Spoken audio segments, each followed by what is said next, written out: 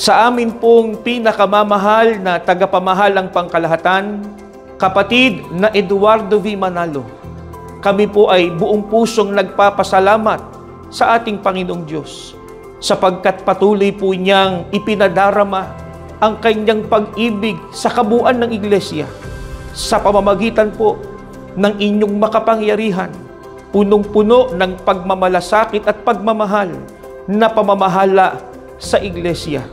Dalangin po namin na patuloy pa po niya kayong punuin ng buhay at lakas, pinakamainam na kalusugan, higit po sa lahat ng kapangyarihan sa pamamagitan ng banal na Espiritu, alang-alang po sa kapakanan ng banal na Iglesia.